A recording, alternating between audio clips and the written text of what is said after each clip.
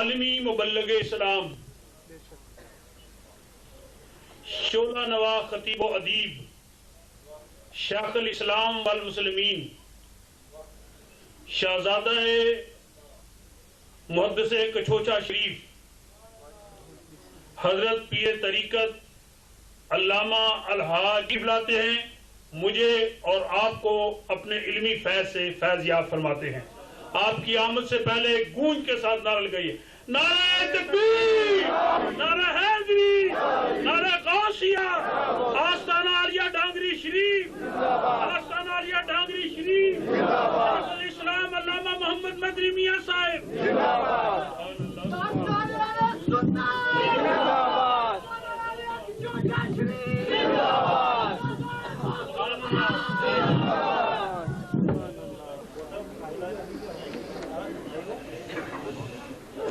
الفاتحة إلى حضرة روح النبي صلى الله تعالى عليه وسلم وآله وأصحابه أجمعين۔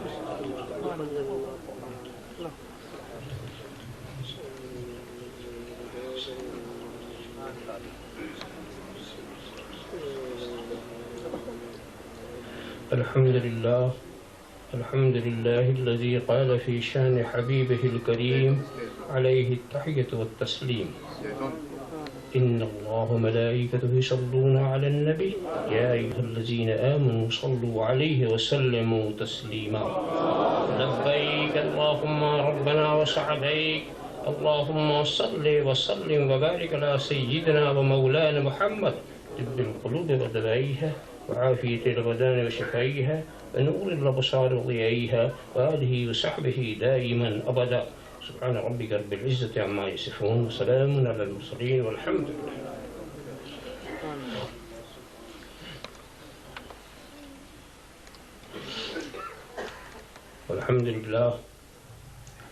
الحمد لله الذي يبدع الأفلاك والأغدين، والصلاة والسلام على من كان نبيا وآدم بين الماء والطين، وعلى آله وأصحابه أجمعين برحمتك يا أرحم الراحمين، أما بعد، أعوذ بالله من الشيطان الرجيم، بسم الله الرحمن الرحيم، ولو أنهم إذ ظلموا أنفسهم جاءوك فاستغفروا الله واستغفر لهم الرسول لوجدوا الله توابا رحيما، صدق الله مولانا العظيم وصدق رسوله النبي الكريم، ونحن على ذلك لمن الشاهدين والشاكرين، والحمد لله رب العالمين۔ بارك الله لنا ولكم في القرآن العظيم، ونفعنا إياكم بالآيات والذكر الحكيم، إنه تعالى جواد كريم ملك بر رؤوف رحيم۔ من علينا ربنا إذ بعث محمدا أيده بيده، أيدنا بأحمد، أرسله مبشرا أرسله ممجدا، صلوا عليه دائما صلوا عليه سرمدا، اللهم صل على سيدنا مولانا محمد وعلى سيدنا مولانا محمد كما تحب وترضى بأن تصلي عليه۔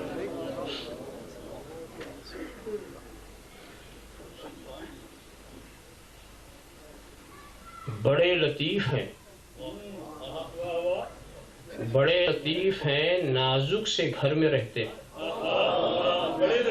بڑے لطیف ہیں، بڑے لطیف ہیں، نازک سے گھر میں رہتے ہیں، میرے حضور میری چشم تر میں رہتے ہیں، بڑے لطیف ہیں، نازک سے گھر میں رہتے ہیں، میرے حضور میری چشم تر میں رہتے ہیں، ہمارے دل میں ہمارے جگر میں رہتے ہیں، ہمارے دل میں ہمارے جگر میں رہتے ہیں، انہی کے گھر ہیں یہ، وہ اپنے گھر میں رہتے ہیں، گھر ہے یہ، وہ اپنے گھر میں رہتے ہیں، ہمارے دل میں ہمارے جگر میں رہتے ہیں، انہی کے گھر ہیں یہ، وہ اپنے گھر میں رہتے ہیں۔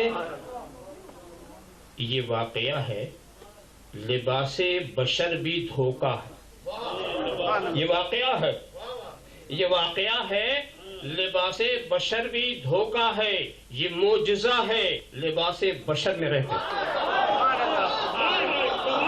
یہ معجزہ ہے، لباس بشر میں رہتے ہیں، یہ واقعہ ہے، یہ واقعہ ہے، یہ واقعہ ہے، لباس بشر بھی دھوکہ، یہ واقعہ ہے، لباس بشر بھی دھوکہ ہے، یہ معجزہ ہے لباس بشر میں، یہ معجزہ ہے، یہ معجزہ ہے لباس بشر میں رہتے ہیں۔ مقام ان کا نہ فرش زمین نہ عرش بری، مقام ان کا نہ فرش زمین نہ عرش بری، وہ اپنے چاہنے والوں کے گھر میں رہتے ہیں، وہ اپنے چاہنے والوں کے گھر میں رہتے ہیں، وہ اپنے چاہنے والوں کے گھر میں رہتے ہیں، وہ اپنے چاہنے والوں کے گھر میں رہتے ہیں۔ ملائکہ بھی عقیدت سے دیکھتے ہیں انہیں، ملائکہ بھی عقیدت سے دیکھتے ہیں انہیں، جو خوش نصیب نبی کے نگر میں رہتے ہیں، جو خوش نصیب نبی کے نگر میں رہتے ہیں، ملائکہ بھی عقیدت سے دیکھتے ہیں انہیں، جو خوش نصیب نبی کے۔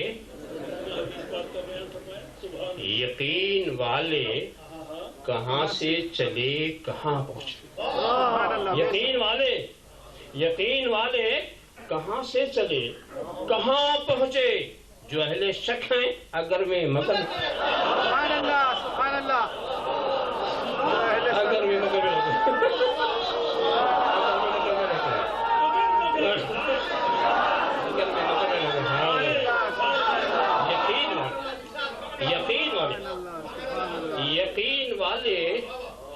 یقین والے کہاں سے چلے کہاں پہنچے، یقین والے کہاں سے چلے کہاں پہنچے، جو اہل شک ہیں اگر میں مگر میں رہتے ہیں، جو اہل شک ہیں اگر میں مگر میں رہتے ہیں، خدا کے نور کو اپنی طرح سمجھتے ہیں، خدا کے نور کو اپنی طرح سمجھتے ہیں۔ یہ کون لوگ ہیں، کس کے اثر میں رہتے ہیں؟ سبحان اللہ سبحان اللہ،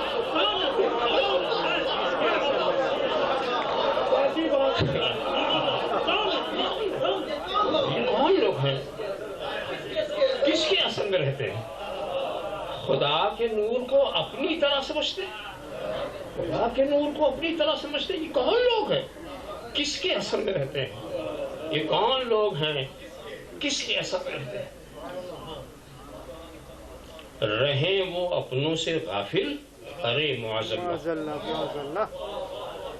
رہیں وہ اپنوں سے غافل، ارے معاذ اللہ، خوشا نصیب ہم ان کی نظر میں رہتے ہیں، سبحان اللہ سبحان خوشا اللہ، نصیب رہیں نظر میں رہتے ہیں، رہیں وہ اپنوں سے غافل، ارے معاذ اللہ، خوشا نصیب ہم ان کی نظر میں رہتے ہیں۔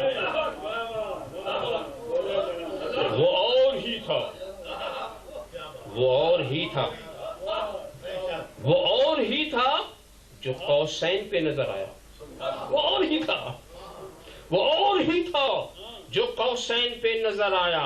ملک تو اپنی حدیں بالوں پر میں رہتے ہیں، ملک تو اپنی حدیں بالوں پر میں رہتے ہیں، وہ اور ہی تھا جو قوسین پہ نظر آیا۔ ملک تو اپنی حدیں بالوں پر میں رہتے ہیں، اگر خاموش رہوں میں تو ہی سب کچھ ہے، جو کچھ کہا تو تیرا حسن ہو گیا محدود۔ بارگاہ رسالت و اہل رسالت میں درود شریف کا نذرانہ عقیدت پیش میں اللہم صلی علی سیدنا محمد و علی سیدنا کما توقع و بین تصلی علی۔ ایک بار اور حدیث درود شریف پیش فرما دیں، صلی اللہ علی النبی الامی و علی صلی اللہ علیہ وسلم صلاۃ و سلام علیک یا رسول اللہ۔ ایک بار اور نذرانے درود شریف پیش فرما دیں، اللہم صلی علی سیدنا مولانا محمد و علی سیدنا محمد کما توقع و بین تصلی علی۔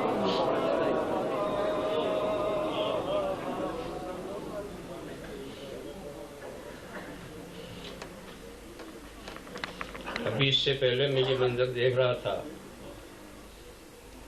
کہ لوگ اپنے اپنے اوقات کا ہدیہ پیش کر رہے تھے۔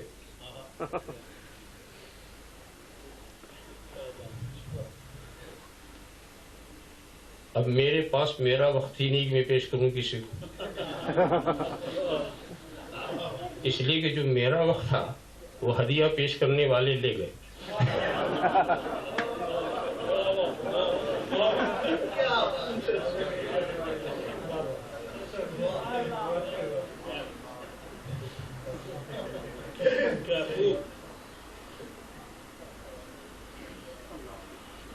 تو خیریت ہے، یہ میرا وقت نہیں تو کسی اور کا بھی نہیں.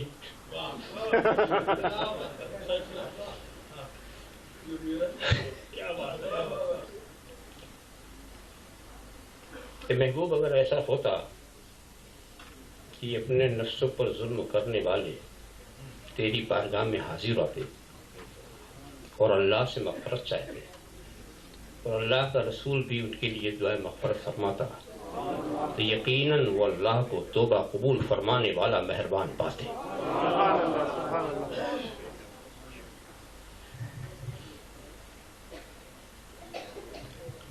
حصول برکت کے لیے میں نے ایک آیت کریمہ کی تلاوت کی، اس کا ترجمہ بھی کر دیا. میرا بنیادی فرض ادا ہو گیا.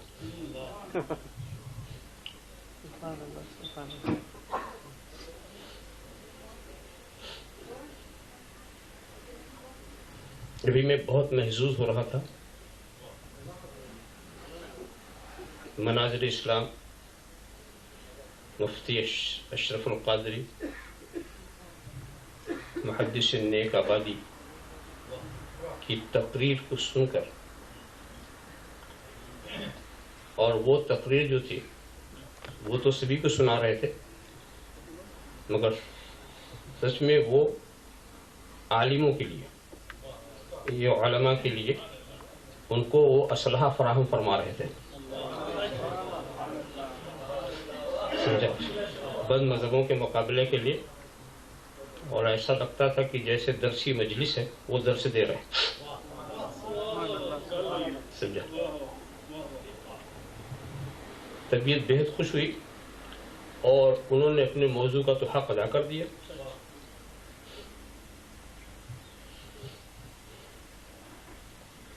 اب ظاہر ہے کہ وہ ایک عالم ہیں، محدث ہیں، مناظر ہیں، تو وہ اپنی حیثیت سے بات کریں گے.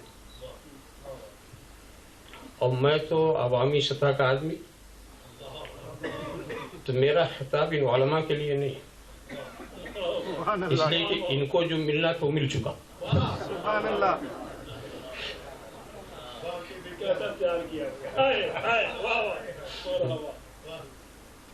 اس میں اپنے نفس پر ظلم کا ذکر.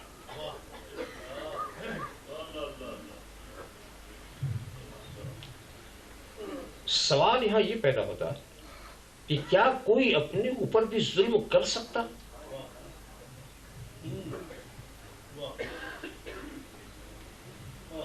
یہ تو سمجھ میں آنے والی بات ہی نہیں کہ کوئی اپنے اوپر ظلم کرے.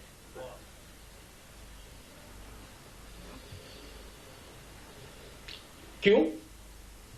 ہر انسان کو سب سے زیادہ اپنے سے محبت ہوتی.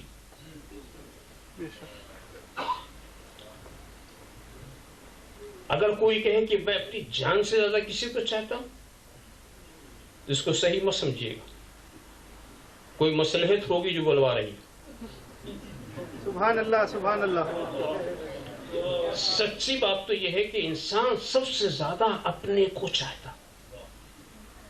تو جو سب سے زیادہ اپنے کو چاہتا ہو وہ اپنے پر ظلم کیسے کرے؟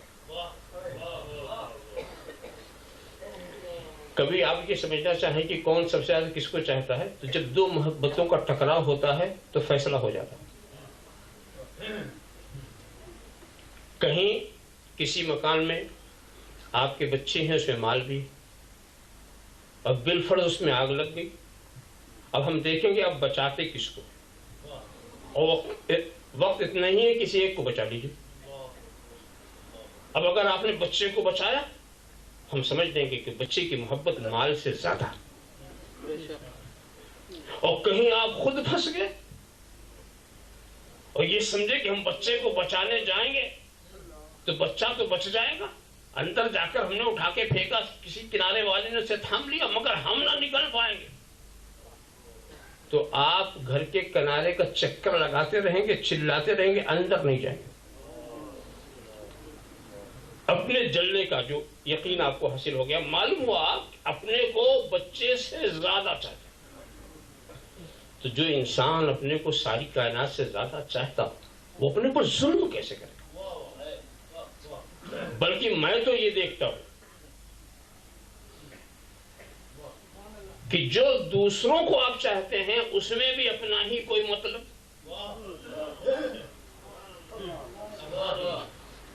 دوسروں کو بھی آپ اپنے لیے ہی چاہتے ہیں.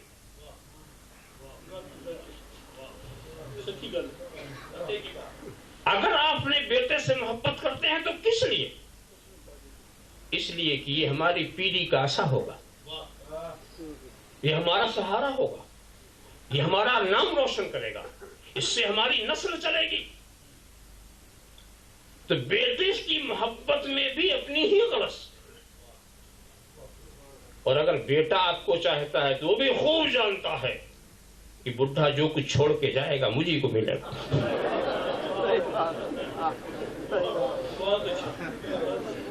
معلوم کہ بیٹے کو جو محبت ہے اپنے باپ سے وہ بھی اپنی ہے لیے. سچائی کا اعتراف کرنا چاہیے.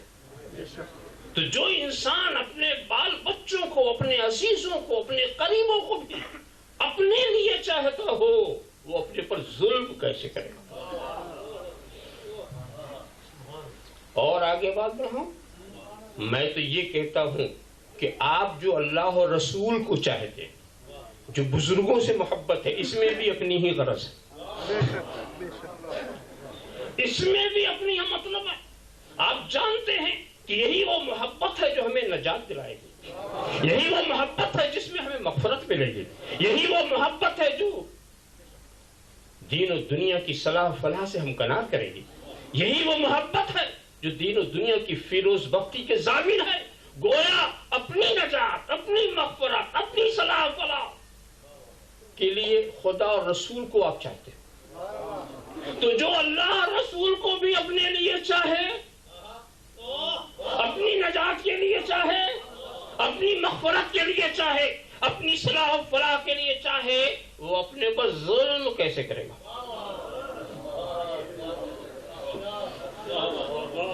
پہلے میں آپ کو سوال سمجھانا چاہتا ہوں، میں اور ثابت کروں گا کہ آپ ظلم کر رہے ہیں. اصل میں مشکل یہ ہے کہ ظلم کا ایک مفہوم ہمارے ذہن میں عام طور سے، جو کوئی آپ کا گھر جلاتا ہے، آپ کے بیٹوں کو یتیم کرتا ہے، عورتوں کو بیوہ کرتا ہے، اس کو ہم ظلم کہتے ہیں. یہ بھی ظلم ہی ہے. جو کچھ آپ دیکھ رہے ہیں عالم اسلام کے اوپر ہر طرف سے ظلم ہی ہو رہا، یہ بھی ظلم ہے. مگر آج میں ایک دوسرے ظلم کی بات کرنا چاہتا ہوں. میں اس ظلم کی بات نہیں کرتا جو یہودی کر رہے ہیں، میں اس ظلم کی بات نہیں کرتا جو نصرانی کر رہے ہیں، میں اس ظلم کی بات نہیں کرتا جو اہل حنوت کہہ رہے ہیں، جو کفار و مشرکین کر رہے ہیں. میں آج اس ظلم کی بات کر رہا ہوں جو خود آپ اپنے اوپر کر رہے ہیں. اس لیے کہ دوستو وہ ظلم جو اغیار کر رہے ہیں، اس ظلم سے ہماری دنیا تو ضرور برباد ہوتی ہے مگر آخرت سنورتی ہے. ہماری دنیا ضرور برباد ہوتی ہے مگر آخرت سنورتی ہے. تو وہ ظلم ایسا ہے جو ہمیں شہادت کے مقام پر لے جاتا ہے. ہم اس ظلم کی بات کرتے ہیں جو دنیا بھی خراب کرے، آخرت بھی خراب کرے. میں وہ ظلم کی بات جس سے دنیا بھی خراب ہو، آخرت بھی خراب ہو. یہ اس ظلم کی بات جو آپ خود اپنے اوپر کرتے ہیں. مگر پھر میں اور ہندی کا چندی، اردو کا سردو کہوں، پہلے یہ سمجھو یہ ظلم ہے کیا، پھر آپ خود سمجھ لیں گے کہ ہم کتنا ظلم کرتے ہیں اپنے اوپر، کتنا کرتے ہیں. ظلم ہے کیا؟ تو ظلم کی تعریف اللهم صل على سيدنا مولانا محمد وعلى سيدنا مولانا محمد كما تحب وترضى بأن تصلي عليه صلى الله على النبي الأمي وعليه صلى الله عليه وسلم صلاة وسلام عليك يا رسول اللہ. تو ظلم کی تعریف، عبارتیں الگ الگ مگر آپ غور کریں گے تو حاصل دونوں کا ایک ہی ہوگا. ظلم وضع الشیء فی غیر محلہ، کسی چیز کا جو مناسب مقام ہو اس سے ہٹا کے نامناسب جگہ پہ رکھنا، یہ ظلم. جو مناسب مقام، یہ ظلم. ارے بھائی یہ تو آپ بھی ظلم کا لفظ اس کے لیے استعمال کریں یا نہ کریں مگر آپ کو بھی اچھا نہیں لگتا کیا؟ مثال کے طور پر اگر آپ پانی مانگے کوئی غلدان میں لا کے دے، تھوک دان ہے نا، بالکل نیا خرید کر لائیے، میں نہیں کہتا استعمال شدہ، اور لا کر غلدان میں کوئی پانی دے آپ پیئیں گے، کیا وہ پانی ناجائز ہو گیا؟ کیا حرام ہو گیا؟ نجس ہو گیا؟ نجس نہیں۔ اور تھوکنے کے لیے کوئی گلاس آپ کے آگے بڑھے تھوکیں گے؟ آپ جانتے ہیں جو چیز جس لیے بنائی گئی ہے اس کا استعمال وہی ہونا، جس چیز کو بنانے والے نے جس لیے بنایا ہے اگر اس کا استعمال وہی تب تو صحیح، ورنہ یہ ظلم ہے۔ جوتا پیر میں پہننے کے لیے ہے، سر پہ پہنچ جائے تو، ٹوپی سر پہ رکھنے کے لیے ہے، کوئی پیر میں گھسیٹے تو جو چیز جس لیے، اور آپ بالکل اس کا اہتمام کرتے ہیں کہ جو چیز جس کے لیے بنائی گئی اس کے خلاف آپ استعمال نہیں کرتے۔ ایک نادان انسان بھی نہیں کرتا، نادان انسان نہیں کرتا، جو چیز جس کے لیے بنائی گئی اس کو اسی کے لیے استعمال کیا جائے۔ مگر ایک بات بتاؤں میں، یہ گلاس پانی پینے کے لیے ہے یہ کس نے کہا؟ یہ غلدان تھوکنے کے لیے ہے یہ کس نے کہا؟ انسانوں نے بتایا نا، یہ اس کام کے لیے، یہ اس کام کے لیے۔ تو بنانے والے نے بنایا اور مقصد بھی بتا دیا کہ یہ اس کی وجہ اس لیے ہے، تو آپ نے اس کا اتنا لحاظ کیا، آپ نے اس کا اتنا لحاظ کیا کہ اس کے خلاف اس کو استعمال کرنا آپ صحیح نہیں سمجھتے۔ تو سوچو، اب بنانے والے سے پوچھنا ہے کہ اس نے ہمیں کس لیے بنایا، اس نے ہمیں کس لیے بنایا۔ اب اس نے بتا دیا، دیکھو ہماری بنائی ہوئی، ہماری وجہ، ہمارا تشخص، ہمارے تعین کا اتنا خیال، اور خدا تعین کرے، خدا تشخص دے، خدا وجہ بتائے کہ ہم نے اس کے لیے اس لیے بنایا ہے، اب اس کے خلاف استعمال ہوا تو ظلم۔ خدا نے تمہیں جس کام کے لیے بنایا اس کے خلاف ظلم۔ اب میں اور مختصر کرنا چاہتا ہوں، مجھے وقت کا بھی خیال ہے، سیدھے سے آپ بتائیے، ایک مومن کی حیثیت سے آپ کو جواب دینا، ایک مومن کی نگاہ کا مناسب کردار کیا؟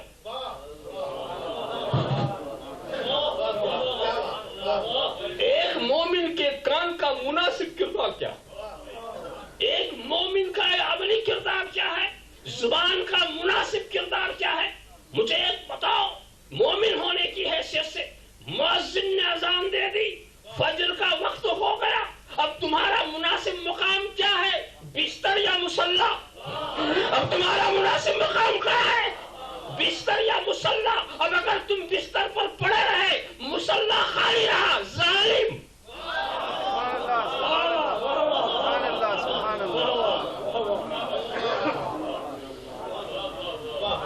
ایک مومن کی نگاہ کا مناسب کردار کیا ہے؟ حرام چیزوں کا دیکھنا یا بچنا؟ اگر دیکھ لیا آنکھ، ظالم۔ ایک مومن کے مناسب کردار کان کا کیا ہے؟ حرام نغموں کا سننا یا بچنا؟ اگر سن لیا، ظالم۔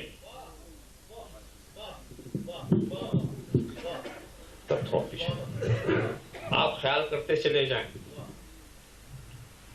یہ معاملہ آسان نہیں ہے، دل کی سچی تصدیق کافی ہے مومن بنانے کے لیے۔ مگر دوستو بات یہاں ختم نہیں ہوتا، کلمہ پڑھنے سے بات نہیں، بات شروع ہوتی۔ جب تک کلمہ نہیں پڑھا تھا تو کچھ نہیں تھا، اور پڑھتے ہی فرائض و واجبات نے گھیر لیا، منہیات شریعہ محرمات نے آنکھیں دکھانی شروع کر دی۔ ادھر بتانا، جب تک پڑھا نہیں تھا کوئی مطالبہ نہیں، پڑھتے ہی کہا گیا تھا قولوا لا الہ الا اللہ تفلحوا، لا الہ الا اللہ کہو کامیاب ہو جاؤ گے۔ ہم نے سمجھا بڑا آسان نسخہ، جب کہہ لینے سے کامیاب، اور ادھر ہم نے لا الہ الا اللہ دل کی سچائی کے ساتھ کہا، آواز آئی اقیموا الصلاۃ وآتوا الزکاۃ واتموا الصیام الی اللیل، یہ حرام وہ حرام، ہم ہم نے سمجھا تھا بہت آسان نسخہ ملا، بہت آسان نسخہ ملا ہے. لوگ آسان سمجھتے ہیں مسلمان، لوگ آسان سمجھتے ہیں مسلمان ہونا. ارے مسلمان ہونا ویسے تو آسان ہے، مگر مسلمان بن کے رہنا مشکل. مسلمان بن کے رہنا، اپنے نگاہوں کو مسلمان بنا لو، اپنے کانوں کو مسلمان بنا لو، اپنے چہرے کو مسلمان بنا لو، اپنے دل کو مسلمان بنا لو، اپنے پیر اور ہاتھ کو مسلمان بنا لو. بتاؤ، جو نظر مسلمان ہوگی وہ حرام منظر دیکھنا چاہے گی؟ جو کان مسلمان ہوں گے وہ حرام نغمہ سننا چاہیں گے؟ جو زبان مسلمان ہوگی کیا حرام لقمہ قبول کرے گی؟ جو پیر مسلمان ہوں گے کیا حرام جگہوں پہ جانا پسند کریں گے؟ جو ہاتھ مسلمان ہوں گے کیا وہ دوسروں پر ظلم کریں گے؟ تو سر سے پیر تک مسلمان بناؤ، سر سے پیر تک مسلمان بناؤ. تمہارا چہرہ بتائے کہ یہ مسلمان کا چہرہ ہے، تمہارا لباس بتائے یہ مسلمان کا لباس ہے، تمہاری معاشرت بتائے یہ مسلمان کی معاشرت ہے. ہم تمہیں دیکھیں مسلمان نہ سمجھ سکے، لذا سوچ. ارے بھائی میں یہ نہیں کہتا، میں نے کوئی ایسی بات نہیں کہی جو آپ کے لیے مشکل ہو. آپ مسلمان ہیں الحمدللہ، مسلمان. کسی نے زبردستی کیا کیا؟ کسی کی زبردستی تو نہیں بولے، اپنی خوشی سے بولنا. تو بس یہی میرا پیغام ہے، آپ خود اپنی خوشی سے جو اپنے کو کہتے ہیں وہ نظر آئے.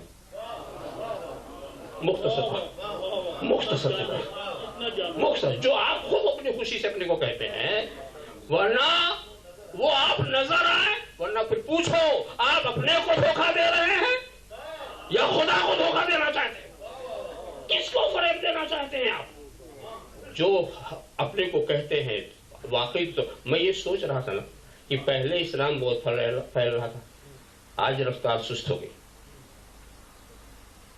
سست ہو گئی کہ نہیں؟ پہلے شہر کا شہر، قریہ کا قریہ، فوج کا فوج، آج رفتار سست ہو گئی. یہ کیا معاملہ؟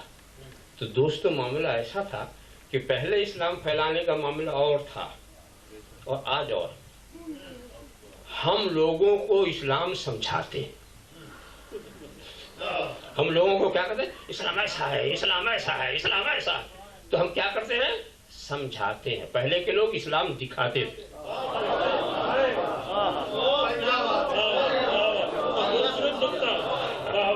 وہ چلتے تھے تو اسلام چلتا ہوا نظر آتا تھا، وہ بولتے تھے تو اسلام بولتا ہوا نظر آتا تھا، وہ بیٹھتے تھے تو اسلام بیٹھتا. تو وہ اسلام دکھاتے تھے، ہم اسلام سمجھاتے ہیں. دیکھنے والے زیادہ ہوتے ہیں، سمجھنے والے کم. اس لیے اسلام پہلے پھیل رہا تھا، اس لیے اسلام پھیل رہا تھا. ابھی سمجھانے میں جس کی سمجھ میں آئے گا وہی تو مانے گا. اور جو لوگ یہ پہلے ہی سے کہہ کے سوچ کے بیٹھے ہم سمجھیں گے ہی نہیں، اس کو آپ کیا سمجھائیں گے؟ سبحان اللہ. تو کہنے کا منشا یہ ہے دوستو، جو ہمارا ایمانی کتاب دیکھو. تو اب تو ایک مسلمان کا مناسب مقام کیا ہے؟ ایک مسلمان کے لیے مناسب نظریات کیا ہیں؟ مناسب عقائد کیا ہیں؟ دل کی بات بتاؤ. تم بتاؤ، تمہارے دل اور تمہاری عقل ایک مومن کیا، اور ایک مومن کے دل کے مناسب عقیدہ کیا ہونا چاہیے اپنے رسول کے بارے میں؟ کیا ہونا چاہیے اپنے رسول کے بارے میں جس کا تم کلمہ پڑھتے ہو؟ اگر اس نظریے کے خلاف تو نے اپنے رسول کو اپنی طرح سمجھا تو ظالم.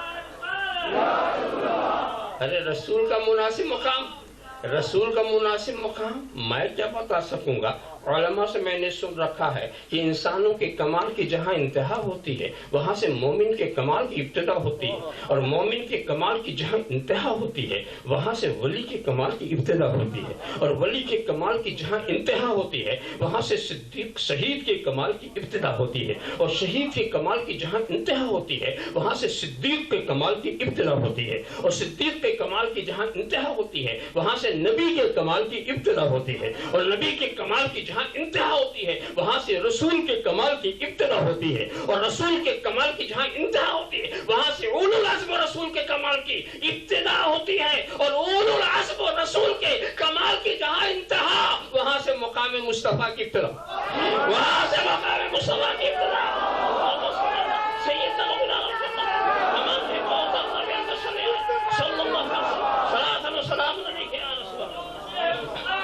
غایت مقام مصطفیٰ پیدا نیست، غایت مقام مصطفیٰ پیدا نیست۔ ارے بھی میں آپ کو بتاؤں اور سمجھنے کی بات ہے، آپ فرش پر بیٹھے ہیں نا، اس فرش کی انتہا کہاں ہے؟ کہیں اسٹیج کی جو ابتدا ہے وہ اس فرش کی انتہا، اور اس اسٹیج کی جو انتہا ہے وہ اس کرسی کی ابتدا۔ اب اگر فرش سے پوچھو کہ اسٹیج کی انتہا کیا ہے تو کہ میرے ہاتھ میں تو ابتدا میں انتہا کو کیا جانوں، اور اسٹیج سے پوچھو کرسی کی انتہا کیا ہے کہ میرے ہاتھ میں تو ابتدا ہے، انتہا کو میں کیا جانوں، اور کرسی سے میں نے پوچھ ہی لیا، کہا اس کی ابتدا بھی میرے پیر کے نیچے، اس کی انتہا بھی میرے پیر کے نیچے، اس کی ابتدا بھی میرے پیر کے نیچے، اس کی انتہا بھی میرے پیر کے نیچے۔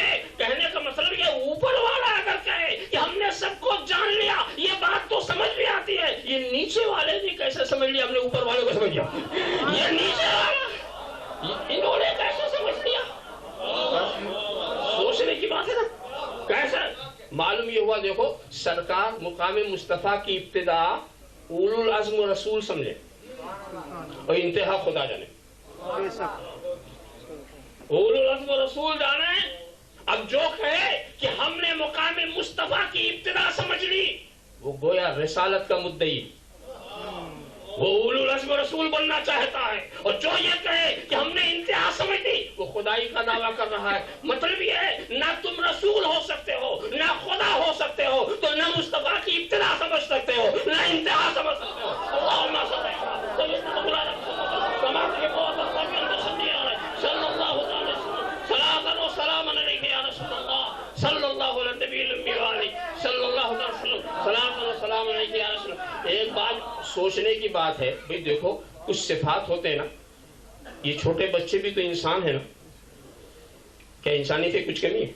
چھوٹا بچہ نہ سمجھ، پورا انسان، اور بڑا ہوا پھر بھی انسان، اور بڑا ہوا پھر بھی انسان، انسانی ہے نا، مگر کچھ صفات ہیں، یہ بے شعور بچے جن میں شعور نہیں، پھر اٹھا تمیز والا بنا، پھر اٹھا تو عقل والا بنا، پھر اٹھا تو جوان ہوا، پھر چلا تو بوڑھا ہوا، بتدریج چلا نا۔ تو اب بچے میں شعور نہیں تو کیا بے شعور بچہ شعور والے کو سمجھ سکتا؟ اس لیے کہ اس کے اندر شعور ہے ہی نہیں تو کیا جانے شعور ہے کیا؟ یا تمیز والے شعور والے بچے کیا تمیز والوں کو سمجھ سکتے، یا بے عقل بچے کیا عقل والے کو سمجھ سکتے؟ ایک بات بتاؤ، جوانوں کے اندر جو نفسانی خواہش ہے کیا یہ خواہش بچہ سمجھ سکتا؟ کیوں نہیں سمجھ سکتا؟ اس لیے اس میں یہ خواہش ہے ہی نہیں، تو نہیں جانتا کہ اس خواہش کا رنگ کیا ہے، اس خواہش کا ڈھنگ کیا ہے، اس خواہش کے تقاضے کیا ہے، اس خواہش کا، اس لیے کہ اس میں ہے ہی نہیں۔ تو جو چیز ہے ہی نہیں تو آپ صرف ناک نقشے سے تو نہیں سمجھ سکتے۔ اور ایسے جو بوڑھے ہوتے ہیں ان کے احساسات کیا جوان سمجھ لیں گے؟ کیا سمجھ سکتے ہیں؟ نہیں۔ اور بوڑھے سے پوچھو تو کہتا ہر گھاٹ کا پانی پی کے آیا ہوں، میں خوب جانتا ہوں کہ بچپنا کیا ہے، جوانی کیا ہے، وہ سب جانتا ہے، وہ بوڑھا پورا۔ مگر جس کے اندر شعور ہی نہ ہو وہ شعور والے کو کیا سمجھے، جس کے اندر عقل نہ ہو وہ عقل والے کو کیا سمجھے، جس کے اندر تمیز نہ ہو وہ تمیز والے کو کیا سمجھے، جس کے اندر نبوت نہ ہو وہ نبوت والے کو کیا سمجھے۔ صلی اللہ علیہ وسلم، صلاۃ و سلام علیک یا رسول اللہ، صلی اللہ علیہ نبی الامی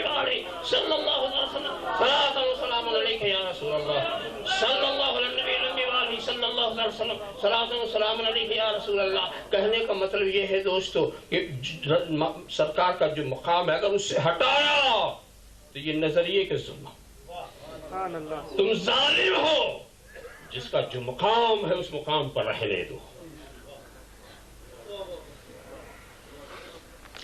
اچھا ایک لفظ اور، کہتے ہیں ظلم کو سمجھانے کے لیے بہت تصرفی ملک الغیر، غیر کی ملکیت میں تصرف کرنا. ارے بھائی یہ بھی ظلم ہے، ملکیت کسی کی ہو تصرف تیرا چلے، چیز کسی کو ہو اگر یہ سب جائز ہو جائے کہ دوسری کی ملکیت میں تصرف، بڑا آسان کام ہو جائے، بڑا آسان. کسی حلوائی کے دکان پر پہنچ گئے اور پورے خاندان والوں کے لیے الفاتحہ.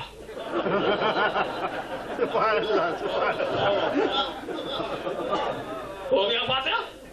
جب فاتحہ ہو گئی، ارے پہلے اپنا تو بولا، جب تیرا ہی نہیں ہے تو دینے کا کہاں سے حق آ گیا؟ غیر کی ملکیت کا تصرف ذرا سا خیال ہے. جب یہ بات ہو گئی تو جب غیر کی ملکیت میں تصرف یہ ظلم ہے تب تمہیں بتانا پڑے گا تم خود کس کی ملکیت. ان اللہ اشترى من المؤمنین انفسهم واموالهم بان لهم الجنہ.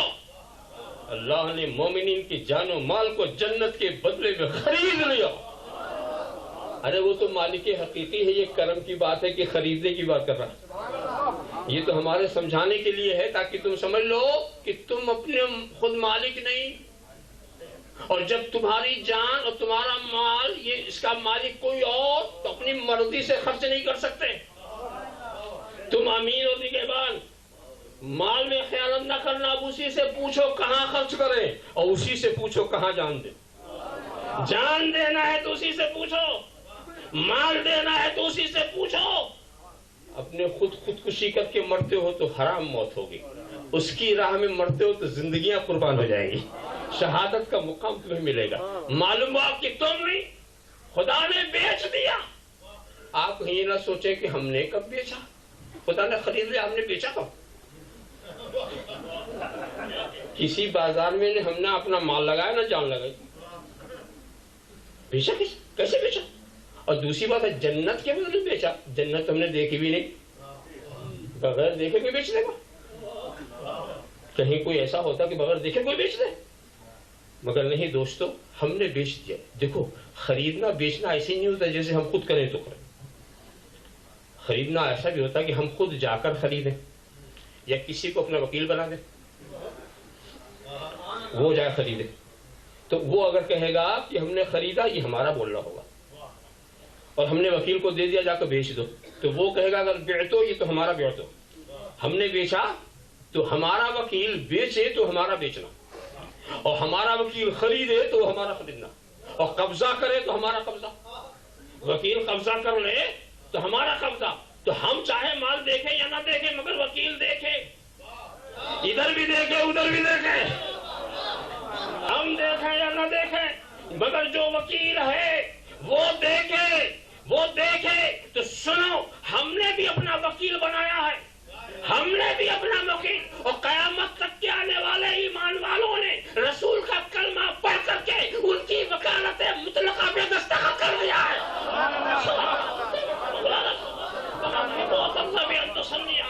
اب رسول کا دیکھنا ہمارا دیکھنا ہے، رسول کا خریدنا ہمارا خریدنا ہے، رسول کا بیچنا ہمارا بیچنا ہے. تو رسول قیامت تک کے مومنین کی جان و مال کو بھی دیکھ رہے ہیں اور جنت بھی دیکھ چکے ہیں.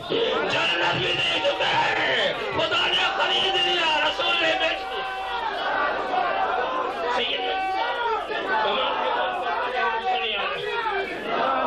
سبحان اللہ سبحان اللہ. سرکار نے تو سب کچھ دیکھا.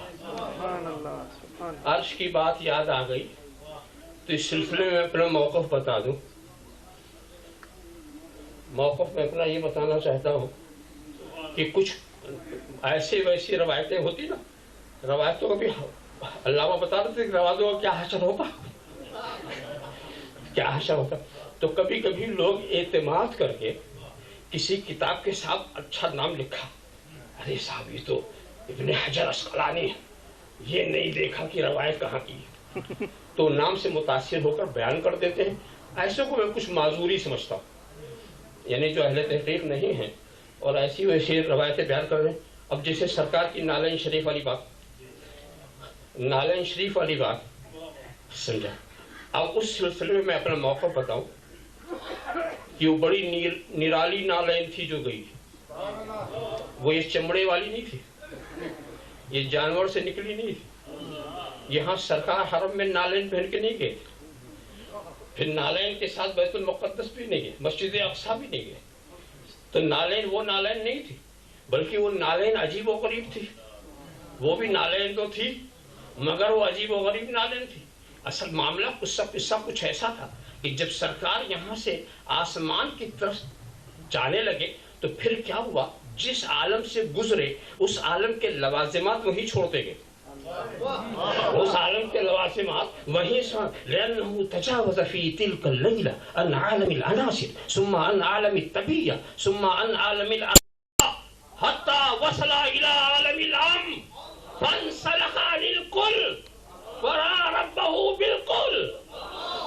نبی جاتے گئے ایک ایک عالم سے، اس کے تقاضے ہوتے، عالم بشریت سے گزرے، لباس بشری کو چھوڑ دیا، عالم ملکوت سے گزرے، جمال ملکوتی کو چھوڑ دیا، بڑھتے جا رہے ہیں، لباس اترتا جا رہا ہے. پتہ چلا حقیقت اور ہے، لباس اور ہے، حقیقت اور ہے، حقیقت چلی جا رہی ہے، لباس اترتا جا رہا ہے. یا اسی لیے میں کہتا ہوں رسول بشریت یہ رسول کی حقیقت نہیں ہے، لباس ہے. رسول کی حقیقت نہیں ہے، لباس ہے. اور یہ حدیث سے بھی ظاہر ہے کہ سرکار نے فرمایا مجھے اس وقت نبوت مل گئی تھی جو حضرت آدم آب و گل کی منزلیں طے کر رہے تھے. الفاظ آتا متا وجبت لک النبوہ، اے نبی آپ پر نبوت کب واجب ہو گئی. واجب کا لفظ دیکھیں، لازم ہو گئی. واجب کب ہو گئی؟ وآدم بین الروح والجسد، حضرت آدم ابھی روح و جسد کی منزلیں طے کر رہے تھے، اسی وقت واجب. تو بشر کا وجود نہیں، نبوت موجود، بشریت کا وجود نہیں، نبوت موجود. تو سرکار اپنی نبوت میں لباس بشریت کے محتاج نہیں ہے، ہم ان کی ہدایت حاصل کرنے کے لیے ان کے لباس بشری کے محتاج ہیں. ہم ان سے ہدایت حاصل کرنے کے لیے ارے محتاج ہم ہیں، مختار وہ ہے. اللہم صلی علی سیدنا مولانا کما تحب و ترضى صلی علیہ. اب سرکار چلے جا رہے ہیں، اسی لیے حضرت جبریل کا کہنا کچھ ایسا معمولی نہیں تھا جو بار بار آپ سنتے رہے. حضور کہتے جبریل آگے چلو، ٹھہر گئے. خلاصہ اگر یک سرے موئے برتن پرم فروغ تجلا وسوزت پرم. خیر یہ روایت آ گئی اور اس کو لوگ پڑھتے صحیح بات، ٹھہر گئے. یہ عذر کیوں کیا انہوں نے؟ حضرت یہ عذر کہ ہم نہیں ساتھ چل سکے، یہی تو حاصل ہوا. اب ہم آپ کتاب نہیں لا سکتے، یہی نا عذر کیوں کیا؟ کیا یہ نہیں کہہ سکتے تھے کہ حضور آپ کو تو معلوم ہے سدرا میری آخری منزل؟ جواب معقول. آپ اسے کہہ رہے سدرا ماں، مگر وہ جانتے ہیں کہ سدرا جس نے آخری منزل بنائی اب مالک کائنات منزل بڑھا رہا. استجیبوا للہ وللرسول. اب رسول کی بات کا تو یہ عذر نہیں ہوگا کہ آخری منزل ہے تو میں لے چلو. یہ آخری منزل کا تو سمجھ گئے کہ اب اس طرح سے نہیں، یہ آخری منزل کے جواب نہیں ہوا، بلکہ انہوں نے اپنی صلاحیت، اپنی استعداد کو ظاہر کیا کہ حضور جب عالم بشریت سے آپ گزر رہے تھے تو لباس بشری آپ پر تھا، میں ساتھ تھا. جب عالم ملکوت سے آپ گزر رہے تھے لباس ملکوتی آپ پر تھا، میں ساتھ تھا. مگر اب آپ کی حقیقت بے حجاب ہونے والی ہے. اگر میں چلا تو آپ کی حقیقت کے فروغ سے میرے پر لڑ. اب میں آپ کے ساتھ رہنے کی صلاحیت نہیں رکھا، اب میں آپ کے ساتھ رہنے کی صلاحیت نہیں رکھتا. جہاں سے آپ خیال کرتے چلے جائیں. ٹھہر گئے وہ تو لباس اترتا گیا، اور جب آتے گئے تو لباس پہنتے گئے. تو بات وہی میں کر رہا تھا کہ وہ نالین شریف کیا؟ نالین شریف سرکار کی بشریت تو چلی نہ اوپر، اور پھر جب اس عالم قدس میں پہنچے اور اس پر رب تبارک و تعالیٰ کی خاص تجلی ہوئی، بشریت جو ہے پسینے کی طرح جیسے بدن سے پسینہ نکلتا ہے، تو حقیقت محمدیہ سے بشریت کا لباس اترنے لگا. بشریت کا لباس اترنے لگا اور اترتے اترتے یہاں تک اترا کہ پیروں تک آ کے رک گیا جیسے نالین. یہ لباس بشریت جو ہے پیروں تک آ کے رک گیا بالکل نالین کی طرح, جیسے حقیقت محمدیہ نالین بشریت پہنے ہوئی ہے, نالین بشریت پہنے ہوئی ہے اور نالین کی طرح رہا, مگر پورا کیوں نہیں اترا؟ اس لیے کہ آنا تھا, اس لیے کہ نیچے آنا تھا, اس لیے نالین کے حد تک رکھا. اور اس کے بعد چونکہ نیچے آنا تھا تو پھر بڑھتے بڑھتے بشریت پھر اپنے مقام پر پہنچ گئی, بڑھتے بڑھتے بشریت. تو اگر آپ اس کو کسی تعویل سے نہ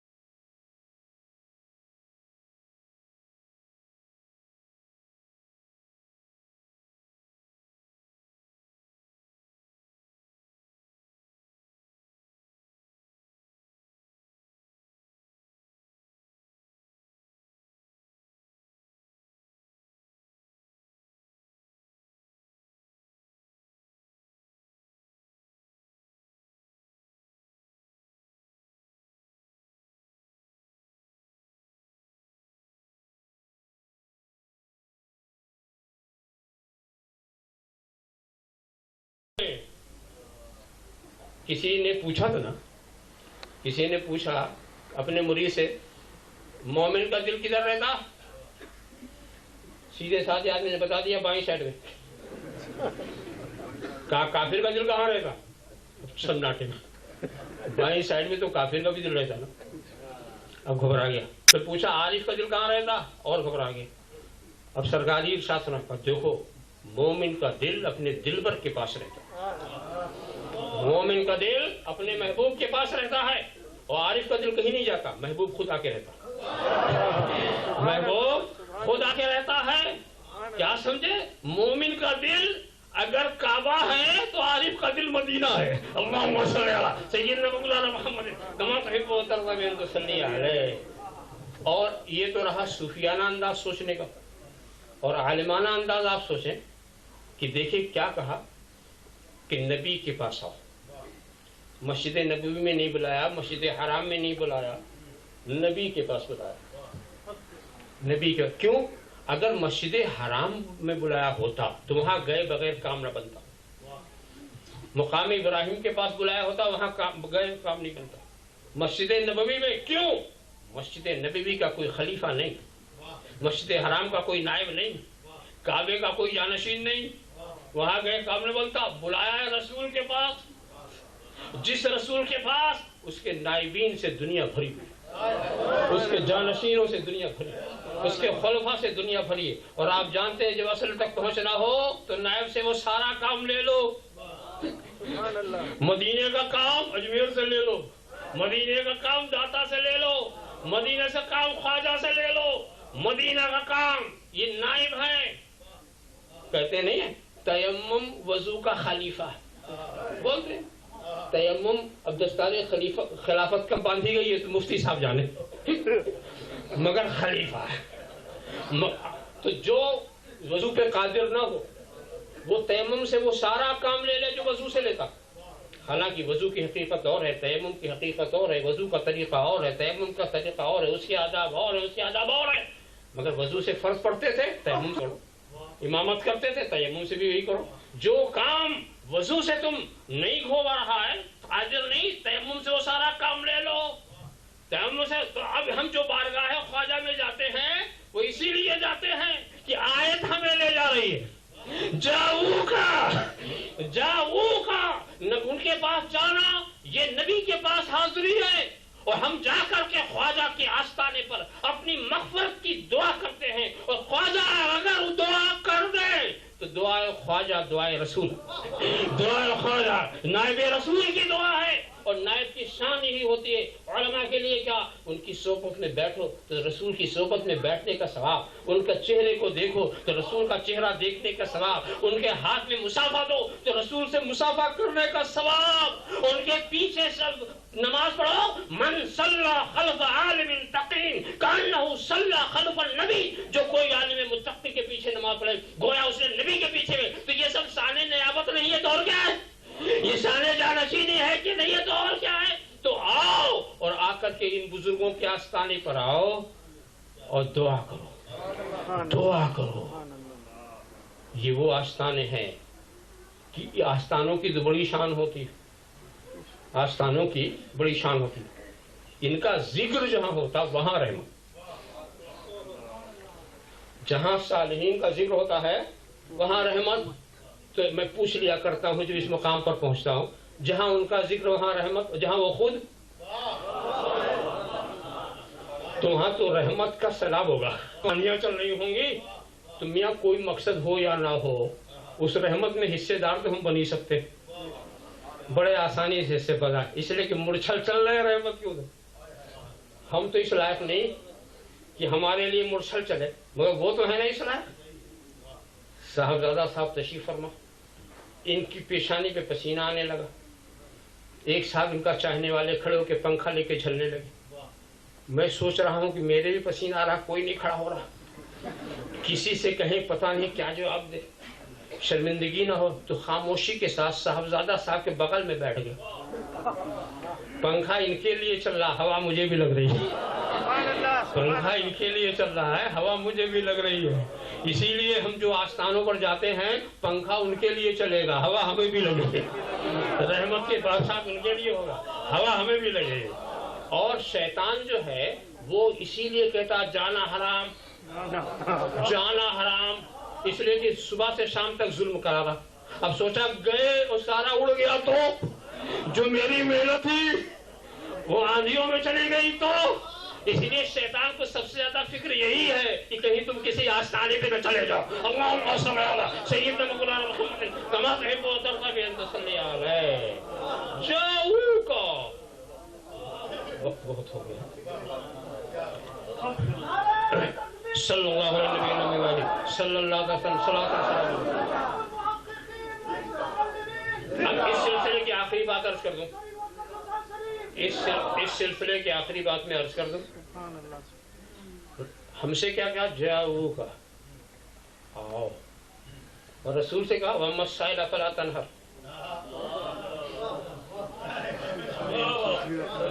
लोग सबको बुलाया है, झड़कना नहीं।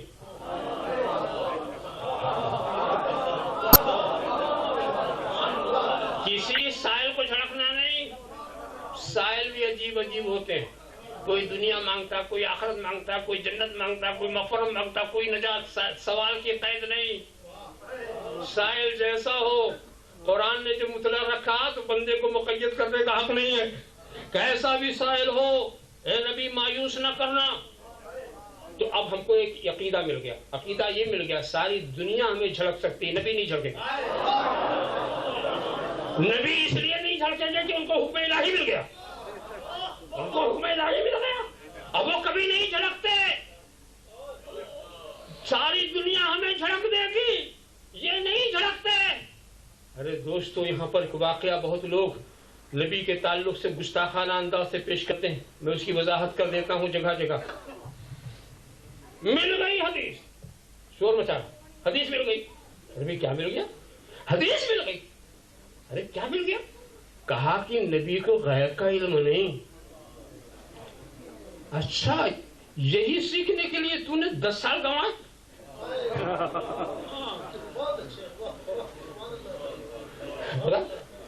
मिल गई, मिल गई। अच्छा भैया सुनाओ क्या मिली? अरे वो पोसे में सांप था, हुजूर ने नहीं देखा, ऊपर से चील आई लेके उड़ गई, उसने गिराया तो पता चला। मिल गई हदीस, मिल गई, मिल गई हदीस, मिल गई। इन बेवकूफों ने ये भी नहीं सोचा कि हुजूर के तो हाथ में उन्होंने नहीं देखा, चील ने कैसे देखा? वो तो ऊपर थी, वो ऊपर थी। कैसे अहमक है, नबी के इल्म की नफी करते हैं और चील के लिए इल्म गैब साबित करते हैं। चील के लिए इल्म गैब साबित पूछना, तूने नबी का कलमा पढ़ा या चील का?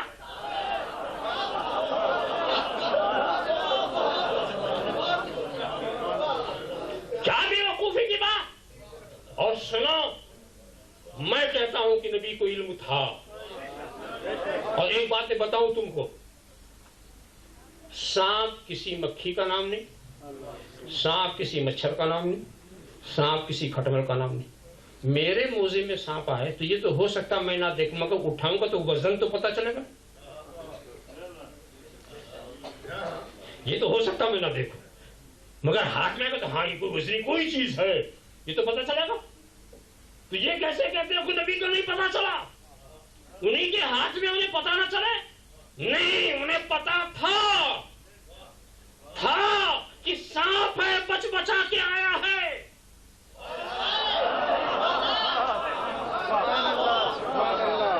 हो सकता है इस सांप ने उस सांप का हश्र सुना हो जो गारे सौर में नबी का इंतजार कर रहा था।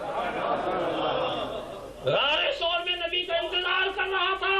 वो सांप इसलिए नाकाम हो गया कि एक आशिक सांप था, उस आशिक ने उस आशिक की मुराद पूरी न होने दी, तो अब आशिकों से नजर बचा के आया है। तो वो जानते थे नबी सांप है, आया है, मगर ये भी जानते थे क्यों आया, ये भी जानते थे हमारे कदमों से निस्बत लेने आया है। ये मेरा आशिक है, मैं झड़कने वाला नहीं हूँ, मैं झड़कने वाला नहीं हूँ।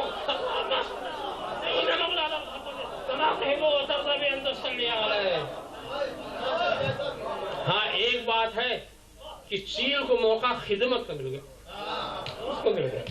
اس کو مل گیا ما من شيء الا يعلم اني رسول الله الا مرض الجن والانس، دنیا کی کوئی چیز ایسی نہیں ہے جو مجھے اللہ کا رسول نہ جانتی ہو. تو چیل بھی تو جانتی ہے نا، چیل بھی جانتی ہے. اور اس پر غیب ظاہر کیا. مولانا روم نے تو واضح کر دیا تھا کہ جب یہ چیل اڑتی ہوئی گئی اور سرکار کے سر مبارک کے محاذات سے گزری تو نور کی کچھ چھینٹیں اس کو پڑ گئی. نبی کے سر مبارک سے عرش معلیٰ سے جو نور کا سلسلہ تھا کچھ چھینٹیں اس پر غیب ظاہر ہو گئے. اس پر غیب تو موقع مل گیا کہ میرے بھی رسول ہیں، خدمت کا موقع، خدمت کا موقع. ارے تم آزماؤ، ایک سانپ لے کے بیٹھ جاؤ، دیکھتے ہیں کون آتا چیل. صبح سے شام تک لے کے بیٹھا رہو، پھر دیکھو گے کون آ کر چھینتا. جس حدیث سے عظمت کا اظہار ہوتا ہو، جس حدیث سے رسول کے علم کا اظہار ہوتا ہو، اس کو بھی اسی لیے خدا جب دین لیتا ہے تو اپنے چھین لیتا. مگر یہ نبی ایسے ہیں جو کسی کو چھڑکنے والے ہیں. اس کے واقعات بہت ہیں مگر بات بہت آگے ہو جائے گی. اور چونکہ میں ایسے وقت میں بول رہا تھا، نہ وہ میرا وقت تھا نہ کسی اور کا وقت تھا، تو اس لیے گنجائش نکل آئی. وآخر دعوانا ان الحمد للہ رب العالمین.